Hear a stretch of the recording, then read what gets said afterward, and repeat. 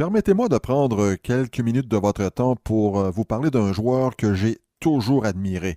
Un joueur qui a marqué 308 buts en carrière, 473 mentions d'assistance pour 781 points, plus 162 en carrière.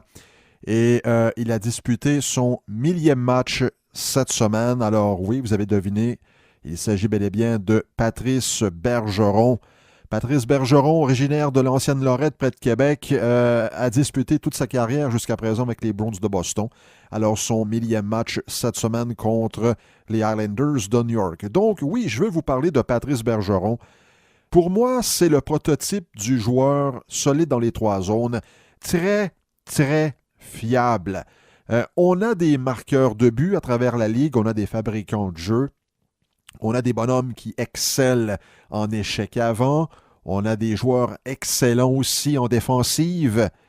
Mais si on a à choisir un joueur, là, il y en a quelques-uns dans la ligue. Là, on parle de Crosby, entre autres, John Tavares. Il y en a quelques-uns là, qui se démarquent par leur capacité à marquer des buts et à faire produire autour d'eux. Là. Mais je sais que Patrice Bergeron n'a pas la fiche offensive des deux joueurs que j'ai nommés. Et là, il y en a d'autres, mais j'en ai nommé deux là. Mais si je dois, entre guillemets, en bon Canadien français, si je veux me monter un club, là, Patrice Bergeron est dans mon club. Parmi les joueurs québécois qui ont évolué dans la Grande Ligue depuis le début du 21e siècle, moi, je peux vous dire, en tout cas, selon moi, il est sans contredit l'un des plus fiables. Et ce sont uniquement là, les blessures qui font en sorte qu'il a dû attendre 2019 pour disputer ce millième match. Et l'exploit qu'il a accompli, c'est loin d'être banal. Parce qu'encore une fois, on pense souvent aux buts, aux assistances, aux points, les buts en avantage numérique, pour les défenseurs, les points aussi. Ce sont des statistiques qui marquent l'imaginaire. Souvent, on peut s'y perdre lorsqu'on tente d'établir des classements des meilleurs joueurs.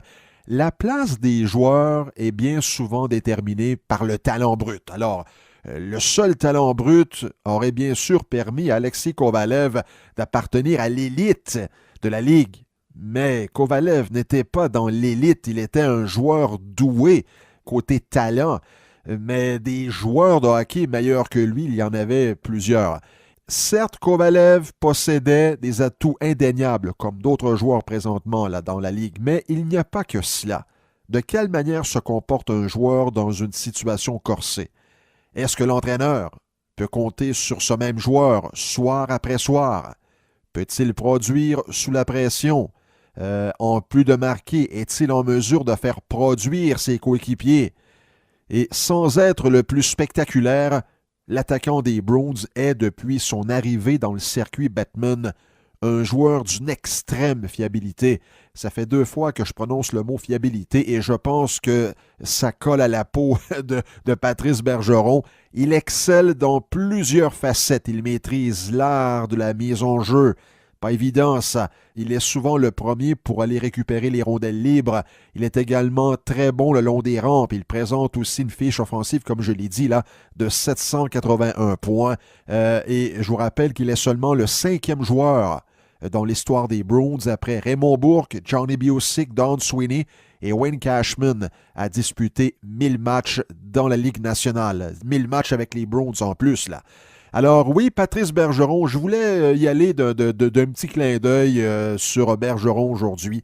Selon moi, l'un des très très bons joueurs de la Ligue depuis plus de 15 ans. Il n'a pas peut-être la stature des grandes vedettes, il n'a pas la publicité des Crosby, des Malkin ou encore des John Tavares, des Patrick Kane. Mais il a sa place, selon moi, parmi les meilleurs joueurs de la Ligue depuis le début des années 2000 et il a disputé son 1000e match cette semaine.